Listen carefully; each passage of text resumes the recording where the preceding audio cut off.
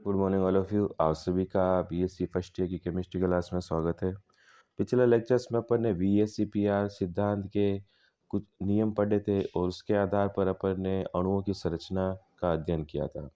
अब हमारा आज का टॉपिक है वीएससीपीआर सिद्धांत की सीमाएं। कि वीएससीपीआर सिद्धांत द्वारा अत्यधिक ध्रुवीय अणुओं की आकृति की व्याख्या भी नहीं की जा सकती। ठीक है, मतलब वीएससीपीआर सिद्धांत है वो पोलर स्पीशीज की, ठीक है, अत्यधिक जो पोलर स्पीशीज है जो बहुत जल्दी आयनित हो जाती है उसकी व्याख्या वीएससीपीआर सिद्धांत के द्वारा नहीं की जा सकती। ठीक है, सेकंड है कि वे अणु जिनमें पाई इलेक्ट्रॉन का क्या होता है विस्थानीकरण होता है उनकी आकृति की व्याख्या करने में वीएससीपीआर सिद्धांत असमर्थ रहा। मतलब जिनके अंदर पाई इलेक्ट्रॉन का विस्थानीकरण होता है अर्थात अनुनाद होता है, जिन स्ट्रक्चर्स के अंदर अनुनाद वाली संरचनाओं का जो अध्ययन है अपन वीएससीपीआर सिद्धांत के द्वारा नहीं कर सकते। नेक्स्ट है कि वीएससीपीआर सिद्धांत द्वारा संक्रमण धातुओं के संकुल अर्थात जटिल कोऑर्डिनेशन कॉम्प्लेक्स की आकृतियों को भी नहीं समझा जा सकता। ठीक है, मतलब जितने भी कोऑर्डिनेशन कंपाउंड है ट्रांजिशन आयन मेटल्स के, ठीक है, उसकी भी व्याख्या अपन वीएससीपीआर सिद्धांत के द्वारा नहीं कर सकते थे। ठीक है, ये तो एक तो पोलर स्पीशीज को नहीं समझा सकता, एक पाई इलेक्ट्रॉन के विस्थानीकरण को नहीं समझा सकता था वीएससीपीआर, और तीसरा था कि संक्रमण धातुओं के संकुलों को की इस तरह संरचना को भी वीएससीपीआर सिद्धांत द्वारा स्पष्ट नहीं किया जा सकता। नेक्स्ट अपन देखते हैं कि कुछ अन्य प्रमुख अणुओं की आकृतियाँ, ठीक है, जो अपने सिलेबस में दे रखी है। ठीक है, अब अपन की बात करेंगे कि सबसे पहले एग्जांपल देखते हैं वीएससीपीआर सिद्धांत के अकॉर्डिंग SF4 का। ठीक है, अगर अपन SF4 के अंदर S का अगर परमाणु इलेक्ट्रॉनिक कॉन्फ़िगरेशन देखें तो क्या होता है 1s2 2s2 2p6 3s2 और 3p4। ठीक है, तो अगर ये किस टाइप्स का है AB4 ई प्रकार का अणु है। ठीक है, मतलब क्या है, चार तो बॉन्ड पेयर है और एक क्या है इसके अंदर लोन पेयर है। ठीक है, अपन स्ट्रक्चर पहले देख ली थी EB4 ई प्रकार के अंदर जिसके अंदर चार बॉन्ड पेयर होते हैं और एक लोन पेयर होता है। अतः आकृति क्या होगी इसकी त्रिकोणीय द्विपिरामिडीय अतः होनी चाहिए और संकर्ण क्या होना चाहिए sp3d। ठीक है, तो अब आकर्षण देखते हैं, मतलब इसकी स्ट्रक्चर देखते हैं कि कैसे इसके अंदर प्रतिकर्षण होता है।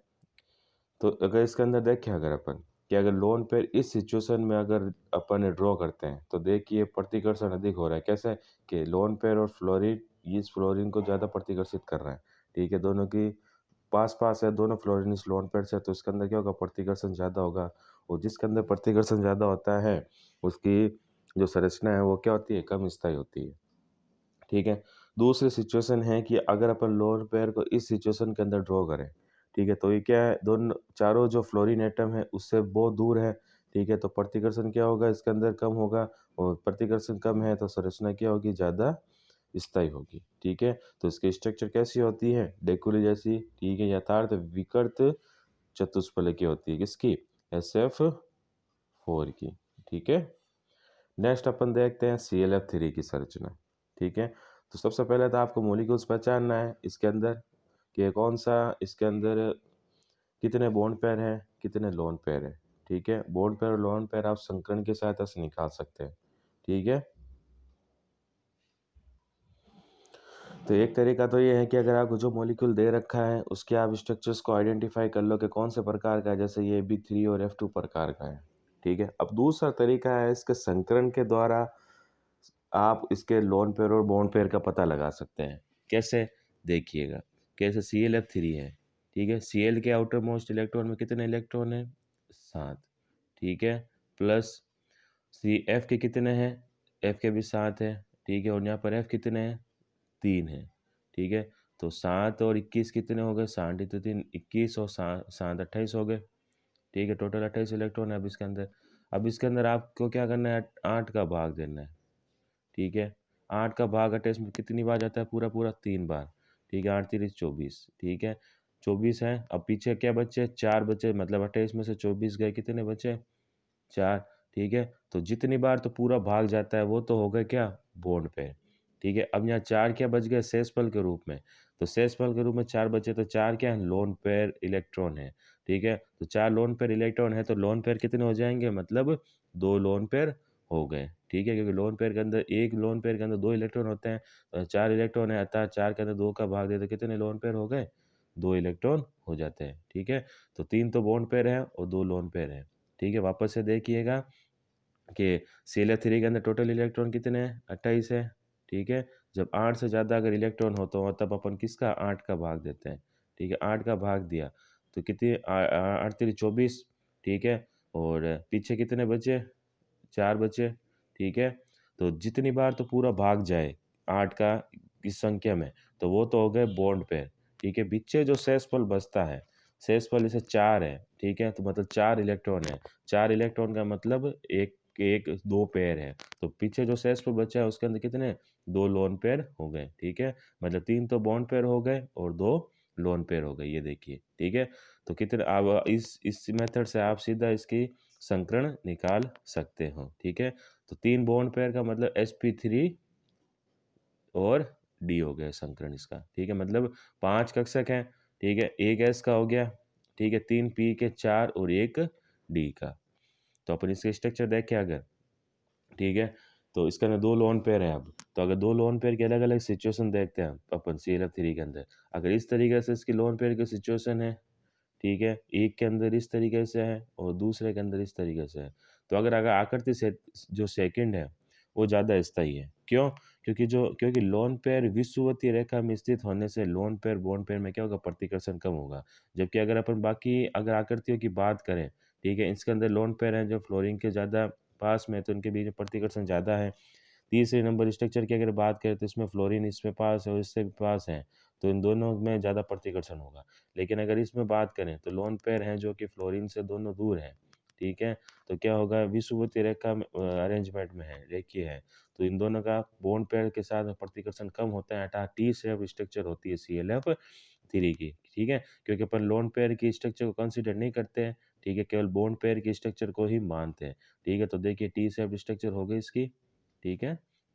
नेक्स्ट एग्जांपल देखिए और ICl2 माइनस की। ICl2 माइनस में अगर अपन देखें तो क्या एक तो बॉन्ड पेयर, दो तो बॉन्ड पेयर है और 3 लोन पेयर है। अब इसकी भी अपन उसी तरीके से निकाल सकते हैं। कैसे? देखिएगा कि I के और आउटर मोस्ट में कितने हैं? 7, ठीक है। I के आउटर मोस्ट में 7 इलेक्ट्रॉन है, प्लस Cl के कितने? 7 इंटू 2 Cl है तो 2। अब यहाँ पर एक माइनस भी लगा है, इसको भी कंसीडर करना पड़ेगा, ठीक है। माइनस का मतलब एक इलेक्ट्रॉन और ऐड हो गया है इसके अंदर, ठीक है। तो एक अपन ने और ऐड कर दिया, तो कितने हुआ? 7 इंटू 7 इंटू 2 14, 21 और एक 22 टोटल इलेक्ट्रॉन हो गए। अब अपन 22 के अंदर अगर अपन 8 का भाग दें, ठीक है, तो कितने बार जाएगा? पूरा पूरा 2 बार गया, अर्थात 2 तो इसके अंदर क्या हो गए? बॉन्ड पेयर, ठीक है। अब 8 दूनी 16, ठीक है। 16 22 में से अगर 16 गए, ठीक है, तो पीछे कितने बचे? 6। मतलब 6 तो इसके पास क्या है? लोन पेयर इलेक्ट्रॉन है, ठीक है। अब लोन पेयर इलेक्ट्रॉन 6 हैं तो टोटल लोन पेयर कितने हो जाएंगे? 2 का भाग देंगे तो मतलब 3 क्या हो जाएंगे? इसके अंदर लोन पेयर हो गए। तो इसके अंदर टोटल कितने हैं? 2 प्लस 3, अर्थात 5 ऑर्बिट आएंगे। तो 5 ऑर्बिट के लिए संकरण क्या होता है? sp3d होता है, ठीक है। ऐसा समझ में ये संकरण निकालने की मेथड है। अब अपने इसके स्ट्रक्चर देखें, ठीक है। तो ज़्यादा इसका जो अरेंजमेंट होता है लोन पेयर का वो इस तरीके से होता है, ठीक है। और दोनों जो Cl हैं, जो बॉन्ड पेयर हैं Cl के, वो इस तरीके से मौजूद होंगे और इसके स्ट्रक्चर कैसी हैं? रेखीय स्ट्रक्चर होगी।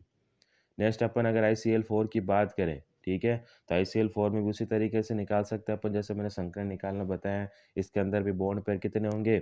4 होंगे और लोन पेयर कितने हैं? 2 हैं, ठीक है। तो मतलब 6 ऑर्बिट काम आएंगे। 6 ऑर्बिट के लिए संकरण कितना होता है? sp3d2, मतलब I के साथ, ठीक है। Cl कितने हैं? 4, तो 7 चौक 28, ठीक है। और प्लस एक माइनस लगा है, ठीक है। तो ये अगर यहाँ पे प्लस होता तो अपन यहाँ पर एक माइनस करते। अब यहाँ माइनस है मतलब एक इलेक्ट्रॉन इसमें और हेड है, ठीक है। तो टोटल कितना हुआ? 28 और 7 33 और एक 36, ठीक है। 36 हुआ। 36 के अंदर अगर अपन 8 का भाग दें तो कितनी बार पूरा पूरा जाएगा? 4 बार पूरा पूरा गया, ठीक है। और पीछे कितने शेषफल बचा? 4 बचा। अब 4 में अगर अपन लोन 4 में 2 का भाग दे लोन पेयर निकालने के लिए, ठीक है, तो कितना है? 2। तो कितने हो गए? 2 तो लोन पेयर हो गए, ठीक है। और 4 क्या हो गए इसके अंदर? Bond pair. 4 बॉन्ड पेयर और 2 लोन पेयर, ठीक है। वो 4 बॉन्ड पेयर और 2 लोन पेयर के लिए संकरण मतलब 6 हैं, तो एक तो एस हो गया, पी के 3 और डी के 2, ठीक है, तो sp3d2 संकरण। अब आती है स्ट्रक्चर की बात, ठीक है। स्ट्रक्चर अगर देखें तो इस तरीके की स्ट्रक्चर होती है इसकी कि जो दोनों लोन पेयर होते हैं वो रेखीय संरचना में होते हैं और बाकी जो 4 बॉन्ड पेयर है वो स्क्वायर पिरामिडली स्ट्रक्चर में होंगे, ठीक है। तो इसकी जो संरचना है वो समतल वर्गाकार होती है। नेक्स्ट अपन बात करें अगर H3O+ की, कि इसमें केंद्रीय परमाणु ऑक्सीजन sp3 संकरित अवस्था में है। इस ऑक्सीजन परमाणु के पास 4 इलेक्ट्रॉन युग्म हैं, ठीक है, जिसमें से 3 क्या होते हैं बंधीय इलेक्ट्रॉन युग्म तथा एक क्या होता है एकांकी इलेक्ट्रॉन युग्म। तो 3 बंधीय इलेक्ट्रॉन युग्म में 2 तो सिग्मा बंध तथा एक क्या है सिग्मा ऑलेटिव बंध बनता है। चूंकि एकांकी इलेक्ट्रॉन युक्त त्रिज्या में ज़्यादा फैला रहता है अतः बॉन्ड पेयर पर प्रतिकर्षण बढ़ जाता है, इसलिए बंध को अपन 109.5 डिग्री कम हो जाता है, ठीक है। अतः आकृति क्या होती है चतुष्फलक के अन्य होकर के क्या होती है त्रिकोणीय पिरामिडल होती है। तो अगर अपन H3O+ की अगर स्ट्रक्चर की बात करें, ठीक है, तो इसके अंदर इसके जो इसका स्ट्रक्चर होती है लोन पेयर इस तरीके से होता है, ठीक है, और इसकी स्ट्रक्चर इस टाइप की होती है, ठीक है। अब इसके अंदर जो बंद कोण होता है वो 109 नहीं होकर के उससे कम होगा, ठीक है, 107 डिग्री करीब होता है इसके अंदर बंद कोण, ठीक है। तो इसकी स्ट्रक्चर त्रिकोणीय होती है क्योंकि लोन पेयर वाली स्ट्रक्चर को अपन कंसीडर्ड नहीं करते। इससे आगे का जो टॉपिक है हम अपने अगले लेक्चर्स के अंदर कंटिन्यू करेंगे। Thank you so much.